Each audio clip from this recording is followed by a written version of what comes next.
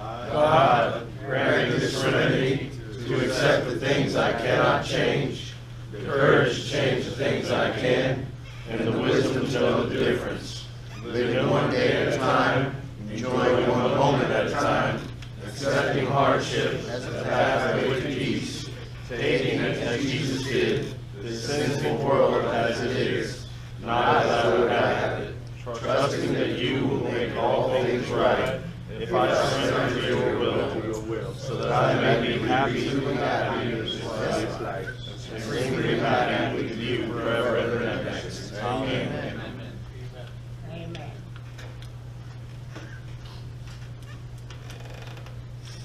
All right, we are at step 4 tonight. I've spent the last 3 weeks doing steps 1, 2, and 3. This is not where you been, Chris? In the bathroom. Okay. This is not rocket science. You don't have to do a step a week. You don't have to do a step a month or a step a year. Most of you are crazy in a bed bug like my friend Ian here. You ain't got a week to last. If you don't get your life changed in a hurry, you're going to go down the tubes in a hurry. Is that correct? So, guys like him and me who ain't got sense enough to pour piss out of a boot when we come in there, need to step it up. Need to show a little desperation. Now, you were given some steps today. Where are you at with that? I finished packet 1. Finished back at 1. And you've been here before? Yes. Okay. What time were you given those steps? A little bit later in the day. What's a little bit later? Maybe around 1:30. About 1:30. That's what? 4 hours later? Yeah. And you've been here before and been through that. And you can't do that in 4 hours? I could have probably did all of them today. Could have probably. Where's the desperation, friend? You told me you wanted help. Yeah. I wanted you up to speed when we started tonight, and you want to sit in there and shoot the shit with George and Freeman and the rest of them all afternoon instead of pretending as though your life really depends on it, because believe me, it does. All right? So I expect tomorrow you bring this up to speed. I'm not dinking around. We got time for dinking around people. If you want what we got, you do what we did. We're going to tell you what we did. And it ain't going to be your way. It's going to be our way. Because we know what works. All right? Don't invent your own plan. You don't have to reinvent the wheel. Mike? Excuse me? I said, you don't have to reinvent the wheel. You got this plan all figured out. You're 56 years old. You've been trying to get this thing for 30 years and you can't get it. You come in here in 4 days and you're going to tell me how you're going to work the 4th step, or you've already done it. First on 2 things. No sponsor. You don't have a sponsor as of right now, period. Okay? You don't need a spiritual advisor as of right now, okay? Matter of fact, I'm going to put you on a Bible fast until Monday. I'll talk to you next Monday night. Because guys like you got it all up here and nothing here. And I don't want you walking around here being a water walker telling us how great the Lord is and Jesus this and Galatians this and Ephesians that. You can't stay sober 15 minutes. Don't tell us how this program works. I'll show you, then you'll understand those things that you're coming out of your mouth with will have some meaning. You'll be able to walk this out instead of talking your way through life. Now, I know nobody likes getting called on Front Street, but if you had a booger hanging out of your nose, would you want me to tell you? Yes, sir. All right, that's what I'm here for. I'm a mirror. I'm the guy that looks for boogers. Okay?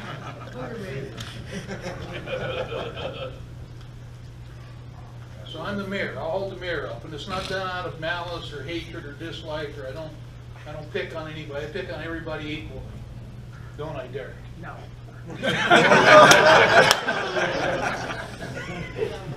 All right.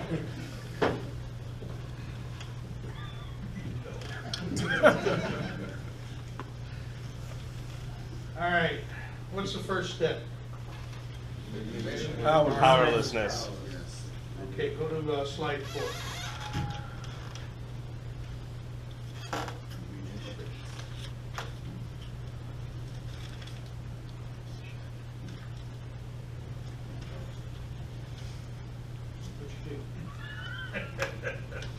Where? On the book or here? No, hold on. We're fine. slide 7. Slide 7. We admitted what?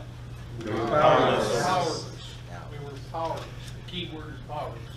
We don't have a drug problem. We don't have a drinking problem. Those are the symptoms of a much deeper seated problem.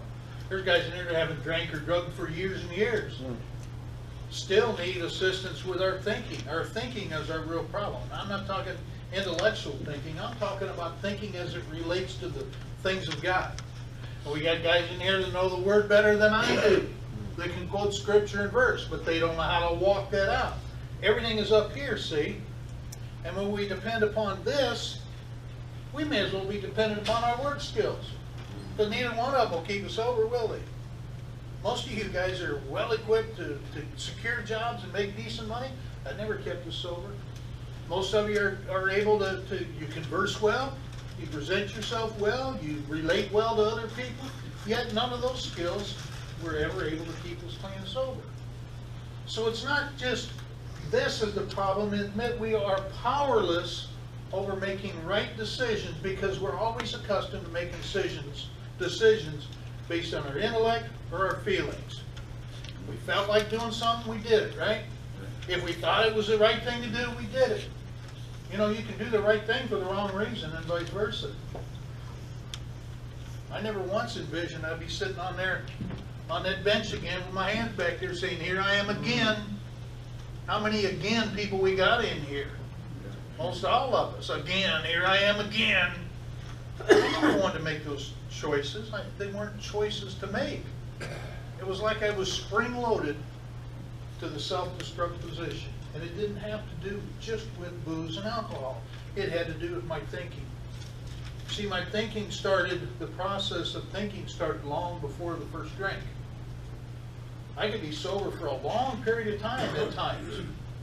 I remember one time I told my brother, I'm not drinking for a year. Holy shit, what happened on my first year anniversary? It was like, good God, Katie, bar the door, here we go. And it was off and running like it never quit. How many of us have ever been locked up for a great period of time? We say, oh, maybe just one. And how long did it take before we're back exactly where we were, if not worse, than all that dry time we had? Because it's not about drinking. It's not about drugging. It's about admitting our powerless condition.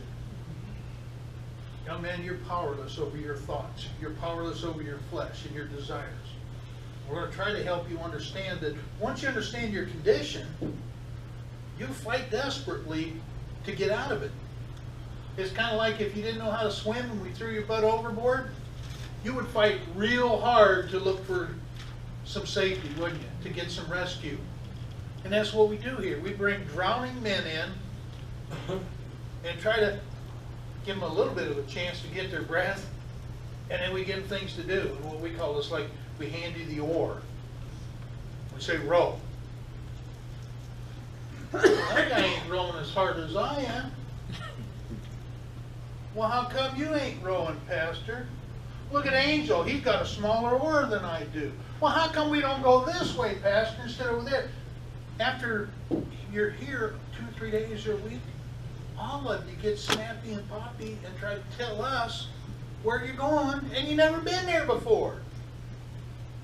Most of you have never been where we're going to take you, to a point of contented, long-lasting, eternal security as far as it relates to your sobriety. You don't ever have to drink again. You don't ever have to drink again. You don't ever have to use drugs again. That's a promise, not from me, but from God.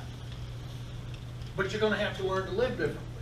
You're going to have to learn not trusting your intellect and your feelings, but trusting God.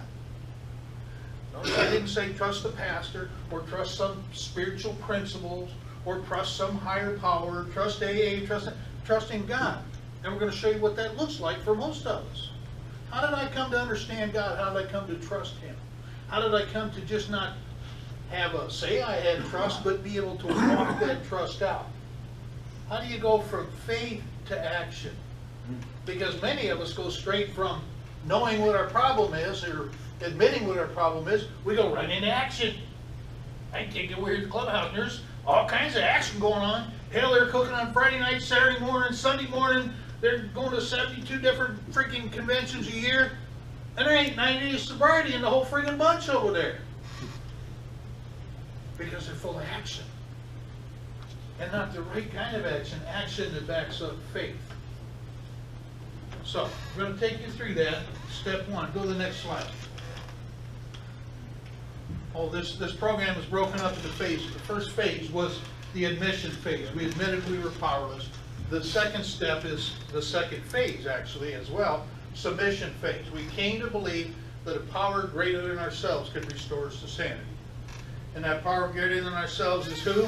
God. God. More specifically, Jesus Christ. And it's not God with a little g. It's not the Buddhist God. It's not the Hindu God. It's not the God of AA. It's not the God as you want to make him up. It's Jesus Christ. Now, you don't have to believe me. The big book itself bears it out. It says if you don't believe that there is a God, we feel sorry for you. It says the purpose of this book was to show a man how he might enter into a right relationship with God. It doesn't say enter into a right relationship with Buddha or with the power greater than itself being the group. It says God with a capital G.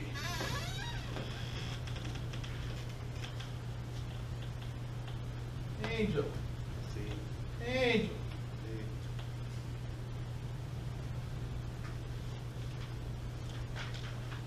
Slide 20. The third phase is the submission phase. Made a decision to turn our will and our lives over to the care of God as we understood him. Well, I just said it had to be Jesus. Does it? If you want what they have, you better. God as we understand him doesn't mean God as you understand him, or you or us collectively. It means God as the original members that wrote that book when they had a 93% success record. The God that they worshiped was Jesus Christ. This book here, first edition, is full of stories. This second edition of Jesus Christ. The second edition has got about half as many stories about how they got sober with a faith in Jesus Christ. I got sober somewhere around the early printing of the third edition, where the success rate here was 93%. I don't know what it was here, but I can tell you when I got sober, it was probably 30% of the guys that came in the rooms got sober. AA General Services today, if they'll give you the numbers, because they claim they don't collect them, but it's somewhere between 3 and 7% of the people who walk in the doors of Alcoholics Anonymous get sober. Why is that? Because they've abandoned the God as the original members understood it. There's no power in that group over there. There's no power in a light bulb. There's no power in a method. There's no power in the steps. Oh, that'll really piss them off over there. Go over there and tell them there ain't no power in the 12 steps of AA. Whoa, whoa. No. There's power in Jesus Christ. No power in them steps any more than there is any other kind of a plan or a program. If man can make it up, it's going to have a loophole. And if there's a loophole, guy like me and you going to find it, right? That's what I did for most of my early adult life, was look for loopholes on how I could drink without paying the price. And I ended up having to pay the piper. You get to a point, you get to a place of brokenness, then you're ready for this program. Turn to 28 there, Brother Angel.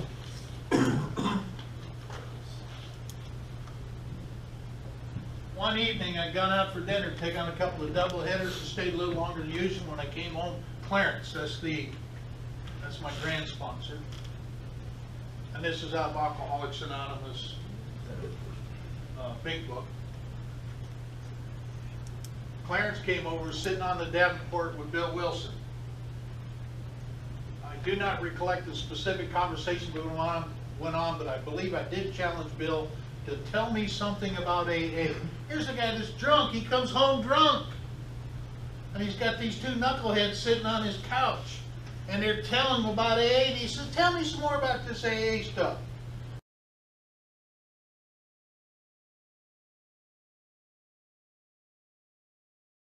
And he said, I do recall one other thing. I wanted to know what this was that worked so many wonders. Apparently they've been talking to this drunk about all the wonderful things that are happening in early Alcoholics Anonymous. Guys who couldn't stay sober 15 minutes are miraculously getting sober. And he said, tell me about this wonderful thing you got. Tell me about the wonders. And Bill pointed to this picture of Gethsemane. Go to the next slide. And said, there it is. He didn't point to the 12 steps because there were no 12 steps. He didn't point to the meetings and talk about sponsorship because they didn't share in meetings like we do today. They didn't have topic meetings. They didn't have whiny problem meetings. They talked about the wonderful things that God was doing in their lives. They were saying things like, it's Friday night, I'm in a meeting.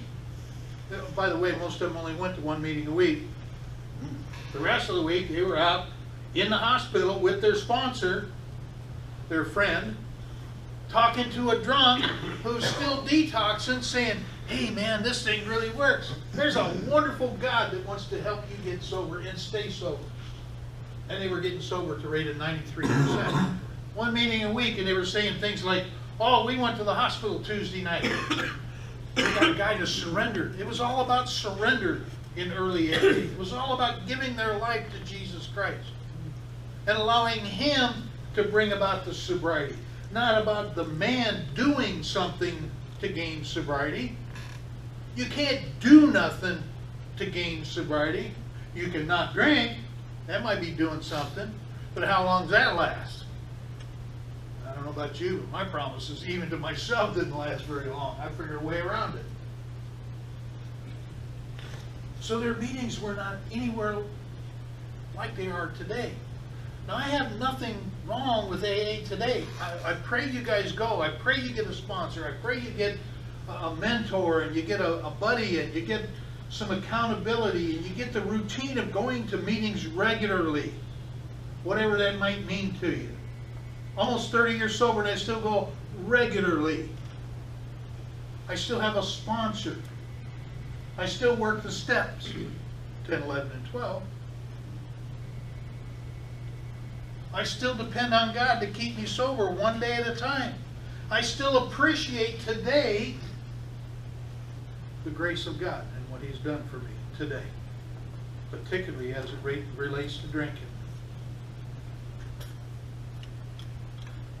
I was coming down this morning on the tri-rail, and they must have had 15 wrecks between West Palm and down here. And they stopped in West Palm, and I've never seen them do this before. They brought the drug dogs on. Do you know how joyful it is to know that you absolutely don't have anything on you? There's no way in hell that they could have got me for nothing. And I can watch people squirming. And they would bring a guy, he'd come up to the back, they'd walk up the back steps. You could see the dog working from, a car and a half ahead, coming this way. There's no way for anybody to escape. Yeah, I've seen them squirming. It was funny. But there are blessings and joys that come today with being clean and sober. And that's just one of them. It's nice to be able to go in and apply for a job, isn't it? Knowing that you're going to piss clean for the guy. Yeah. You don't have to lie to him. Do you, Frank? Wow.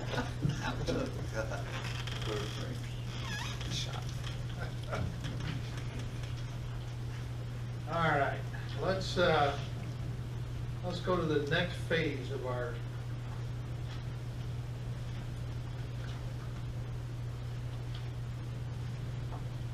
angel help.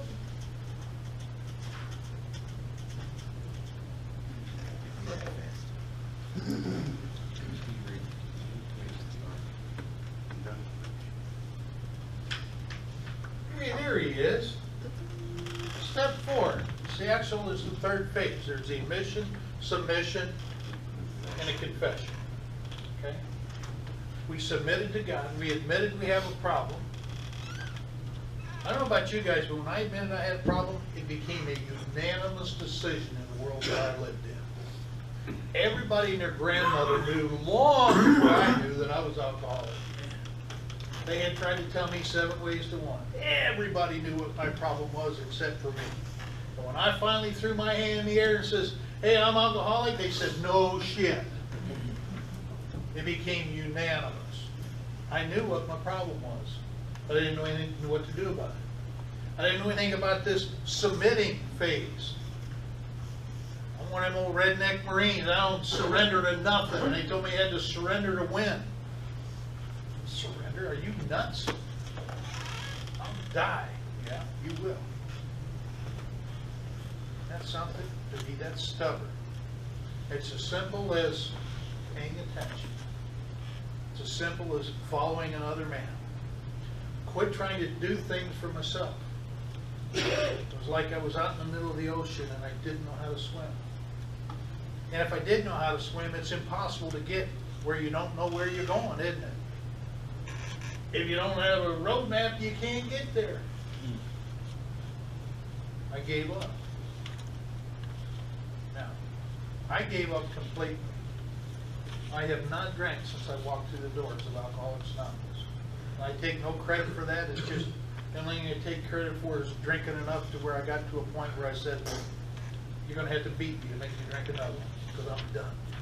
I'm tired of hurting myself and everybody else around me. Tired of sucking on gun oil. I'm tired of trying to figure it out myself."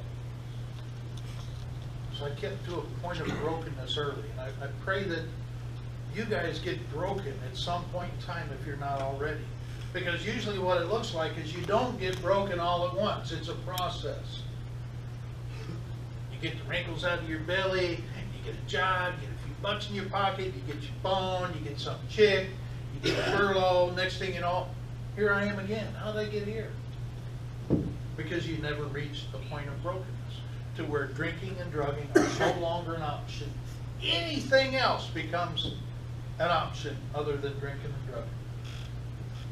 And if you're not willing to take an ass whipping to not get drunk or sober, you ain't ready yet. You ain't ready yet. You got to be willing to go to any length. Step 4, confession phase. May the searching and fearless moral inventory. Notice it doesn't say immoral inventory. How many of you, when we talk about this step, normally think, "Oh gosh, I got to reveal all that pukey stuff. I got to write down all that nasty stuff that I thought and I did and I instigated and I participated in." What's it say? Moral inventory. What does that mean to most Good and bad. Our morals. Yeah, our morals, good or bad. Good. It could be bad. It's an inventory of our morals. Some of us have bad morals, some have good morals, some in between. None of us are perfectly moral or perfectly immoral. Probably because some of us were amoral. We didn't know. We drank ourselves and excused ourselves and lied to ourselves so much that we refused to acknowledge that there was good, right and wrong, truth and lies. And I would get to a point where I would tell a lie when the truth would serve me better. And that's when the value of people in AA came into my life. And they said, "You don't have to lie to us. We already know who you are, what you are, and what you did." And they didn't know me from Adam, really. But they knew the nature of the alcoholic. They could see and hear and read through the words that I was parroting back to them or trying to impress them with. They said, "You don't have to impress us with anything. We've been impressed by experts." Moral inventory. Made a searching and fearless moral inventory of ourselves. Go to the next slide. This is out of the big book on page 63, how it works. after we've done the third step, after we've done step 1, 2, and 3. How many of you want to do step 1, 2, and 3 again? You don't need to. You can do it if you want to. I don't need to go back over that stuff. God is God regardless of whether I acknowledge Him every day or not. I admitted that He was God and He was my God. That hasn't changed. I haven't changed my mind. The next step, we launched down on a course of vigorous action. The first step of which is a personal house cleaning, which many of us had never attempted.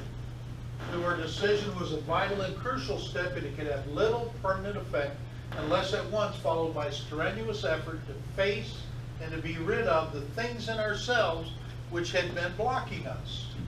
Our liquor was but a symptom. Your drugs was but a symptom. So we had to get down to causes and conditions. You're drinking and you're drugging ain't your problem. That's a symptom of your problem. It's kind of like when you're bleeding, the blood ain't your problem. It's a symptom that there's a cut somewhere, right? Drinking was just a byproduct of my thinking and my living. It was a symptom. My alcohol drinking was a symptom. Then it goes on a little farther down. It says, being convinced that self, manifested in many ways, was what had defeated us. We considered its common manifestations. What are the things that are common to me? What are the manifestations of my life that were common to me? Every bad thing that happened was as a result of my thinking and doing and plotting and planning and scheming and conniving or wanting to.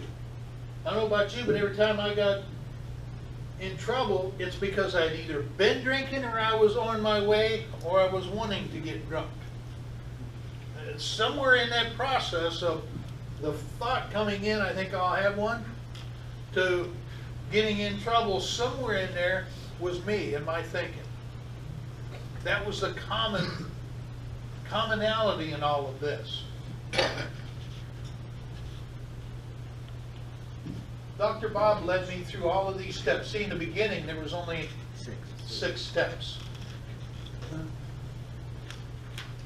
Complete deflation, dependence and guidance from a higher power. That's God. Moral inventory. That's where we're about now. Step 4, moral inventory. Confession. That's step 5. Restitution. That's basically 6, 7, 8, and 9. We continued work with other alcoholics. That's 10, 11, and 12. Dr. Bob led me through all of these steps. At the moral inventory, he brought up some of my bad personality traits or character defects, such as selfishness, conceit, jealousy, carelessness, intolerance, ill temper, sarcasm, and resentments. We went over these at great length, and then he finally asked me if I wanted these defects of characters removed. Let's stop there. I don't know who this is that's writing this. Page 292, we can go back and look and see whose story it is. But apparently sometime early in this guy's sobriety, early meaning the first week, not the first month or the first 6 months, or after 28 days of intensive treatment, but sometime early, Dr. Bob led this man through the steps. It doesn't say he gave him the option of writing down his defects or explaining his situation or writing down all the rotten things he'd ever done. It says he led me through the state and he brought up some of my bad personality traits. I've been guilty of bringing up bad personality traits in other people. Dr. Bob did. You got some. You got some. You certainly got your share of it.